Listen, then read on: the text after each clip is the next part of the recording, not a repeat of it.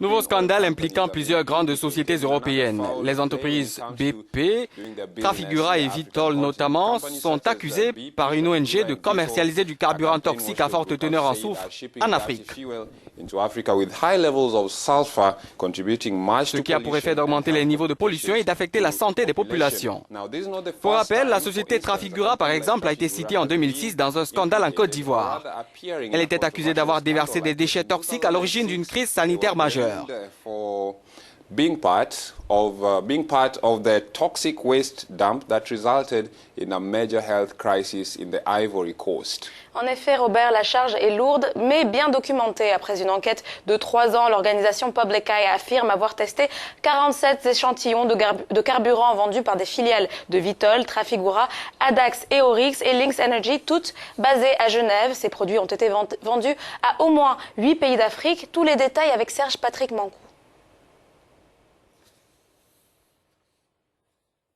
Des produits pétroliers finis toxiques écoulés en Afrique par des traders suisses. La sonnette d'alarme est tirée par l'organisation non gouvernementale suisse Public Eye. Dans un rapport intitulé Diesel sale, publié jeudi, l'organisation indique que des entreprises suisses profitent de la faiblesse des normes sur le carburant en Afrique pour y écouler des carburants qui ont une teneur en soufre 200 et 1000 fois plus élevée qu'en Europe, ce qui constitue une sérieuse menace pour la santé des populations.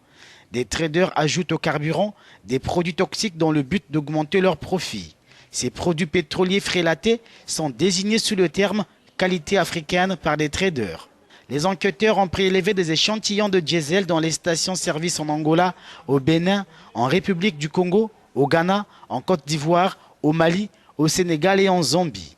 Des stations détenues ou approvisionnées par des sociétés comme Trafigura, Vitol ou Oryx. Eh bien, pour en parler, nous avons en ligne David Ougolor. Il est le directeur exécutif du Réseau africain pour l'environnement et l'arbitrage économique à Abuja, au Nigeria.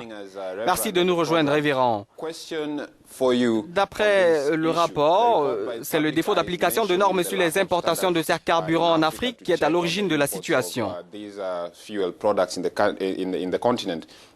Comment expliquer tout cela?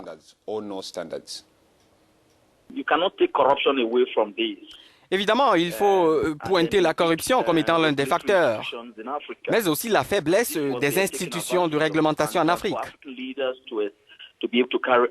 C'est pourquoi ils en profitent. Par ailleurs, les dirigeants africains n'affichent pas une volonté politique de traduire en justice ceux qui sont responsables de cela. Et puis, les hommes d'affaires en Afrique sont de connivence avec ces sociétés de commerce de produits de déchets. Is largely responsible for the importation of this bad fuel into Africa. Et puis, deuxièmement, le niveau de pauvreté sur le continent est élevé, sans oublier la nature avide des hommes d'affaires en Afrique.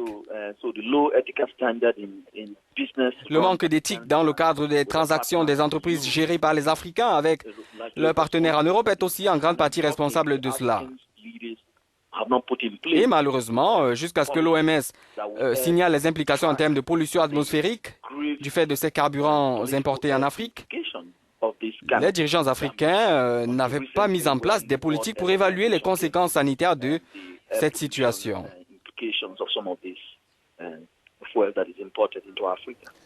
Bien, révérend, le rapport suggère une réglementation plus sévère.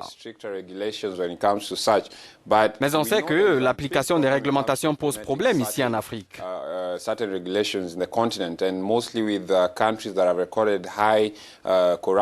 Spécialement dans les pays frappés touchés par la corruption. Alors, comment sortir finalement de cette affaire?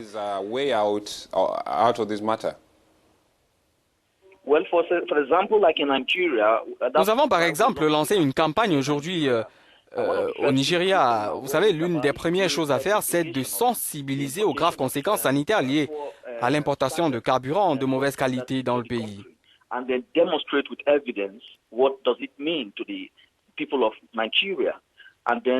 Et ensuite, bâtir une très forte alliance avec les agences gouvernementales.